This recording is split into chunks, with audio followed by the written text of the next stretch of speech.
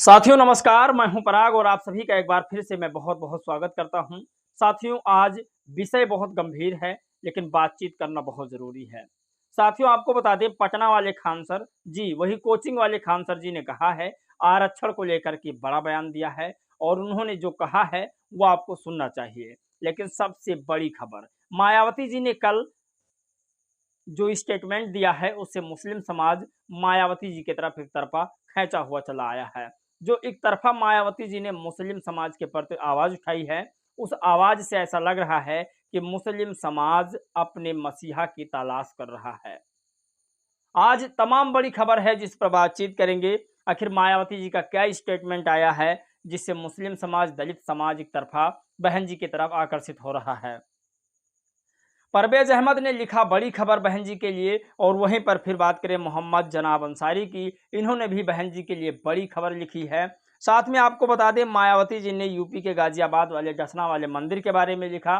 जो वहाँ के पुजारी थे डसना मंदिर के, उस पुजारी ने पैगंबर साहब के खिलाफ आपत्तिजनक शब्दों का इस्तेमाल किया था। मायावती जी ने उसको लेकर के कानूनी प्रक्रिया से काम किया। तो ये सबसे बड़ी खबर है। कई लोगों ने तो लिखा कि वोट सबसे ज़्यादा मुस्लिम का कांग्रेस और अखिलेश यादव को मिलता है और अखिलेश यादव को और राहुल गांधी का एक शब्द नहीं आता है, एक ट्वीट नहीं आता है मुसलमान के प्रति। तो कैसे ये लोग जो है मुसलमानों को संरक्षण दे पाएंगे, बचा पाएंगे।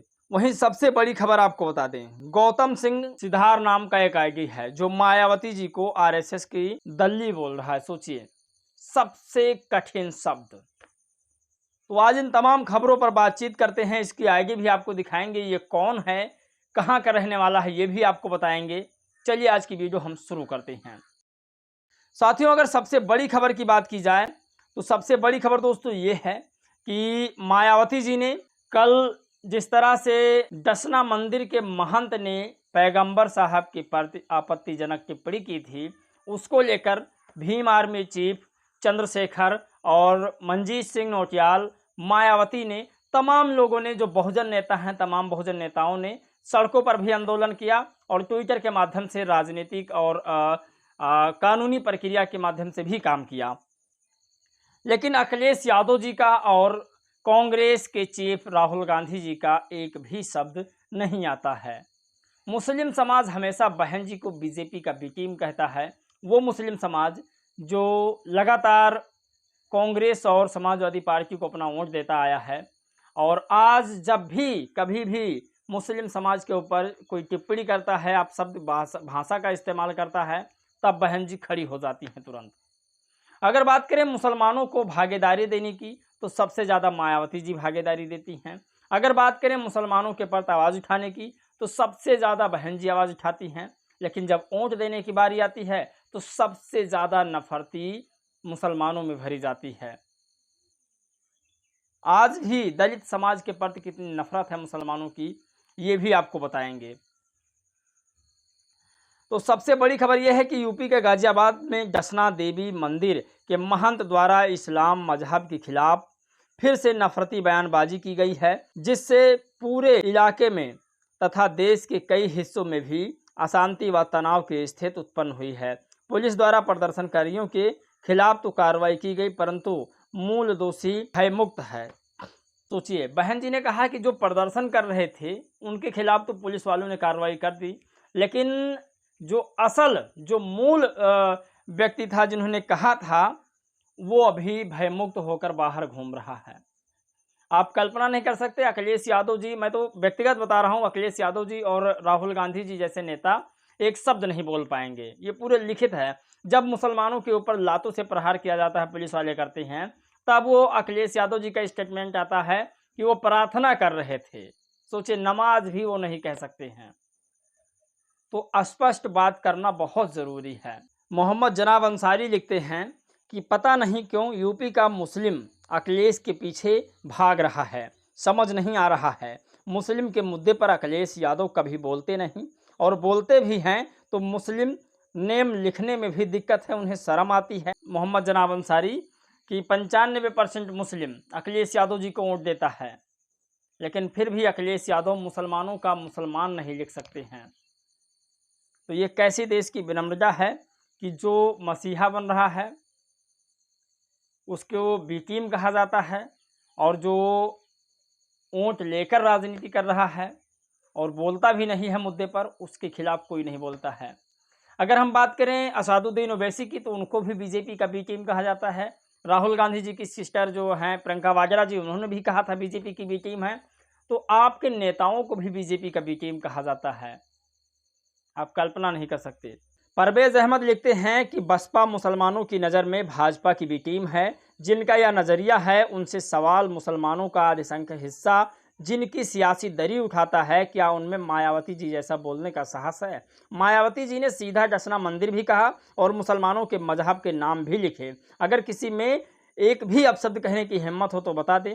फिर चुनौती देने वाले दो साधु का मूल नाम भी अनिल यादव है। कथित सेकुलर दल में अनिल यादव के विरुद्ध प्रेस कॉन्फ्रेंस का साहस है, सोचिए। और क्योंकि उन्हें पता है आप दरी उठाओगे ही उठाओगे, चाहे पैगंबर का मामला हो या फिर अल्लाह का मामला हो। अल्लाह की फटकार हो कि ऐसे सेकुलर सियासी समझ वाले कथित मुसलमानों के मुद्दों पर हमेशा खुलकर बहन जी बोलती हैं। फिर चाहे वो मंदिर शब्द लिखना हो या मस्जिद शब्द लिखना हो, किसी भी प्रकार की वो डरते नहीं हैं, क्योंकि ऊँटों की राजनीति से ज़्यादा उन्हें समाज की ज़रूरत है।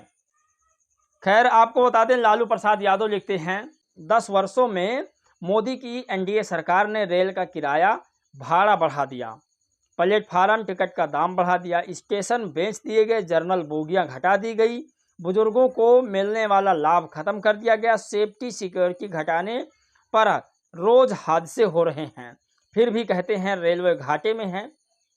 अब ये कहीं रेल की पटरियां न बेच दें, लालू प्रसाद यादव जी का कहना है। तो ये सबसे बड़ी खबर है। अब आपको बताते हैं पटना वाले खान सर जी क्या लिखते हैं, जो कोचिंग सेंटर चलाते हैं। आरक्षण पर इनका बड़ा बयान आया है। इन्होंने लिखा कि अगर किसी भी व्यक्ति को आरक्षण से दिक्कत है तो वो अपनी जाति उन्हें दे दे और उनकी जाति वो खुद ले ले। आरक्षण क्या चीज़ है ये उन्हें पता चल जाएगा। अगर किसी को लगता है कि आरक्षण खराब है तो अपनी जाति उसको दे दें और उसका आरक्षण खुद ले लें। और साथ में बहन जी इसके साथ दूसरा मुद्दा जो लिखती हैं वो लिखती हैं कि जबकि भारतीय संविधान धर्मनिरपेक्ष है, अर्थात सभी धर्मों का बराबर आदर सम्मान की गारंटी सुनिश्चित करता है, अतः केंद्र व राज्य सरकारों की जिम्मेवारी है कि वो इसका उल्लंघन करने वालों के खिलाफ सख्त कानूनी कार्रवाई करे, ताकि देश में शांति रहे तथा विकास भी बाधित न हो। तो सोचिए, बहन जी लगातार ऐसे मुद्दों को उठाया करती हैं। अब आपको एक आईडी दिखाने जा रहे हैं, जिस आईडी ने बहन जी को दल्ली कहा है।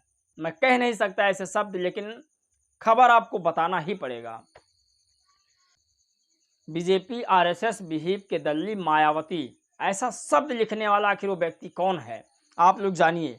यहाँ पर आईडी शो हो रही है, हालांकि नंबर ब्लर आ रहा है, कारण इसका किसी की प्राइवेसी हम आपके सामने नहीं रख सकते हैं। गौतम सिंह सिदर नाम का व्यक्ति है और इंटरनेशनल ह्यूमन राइट्स काउंसिलिंग जिला शक्ति अध्यक्ष है।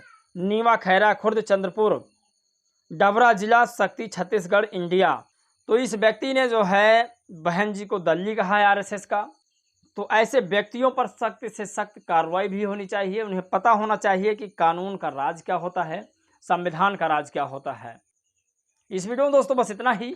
मिलेंगे एक और खबर एक नए राजनीतिक मुद्दों के साथ, सामाजिक मुद्दों के साथ। तब तक के लिए जय भीम, नमो बुद्धाय।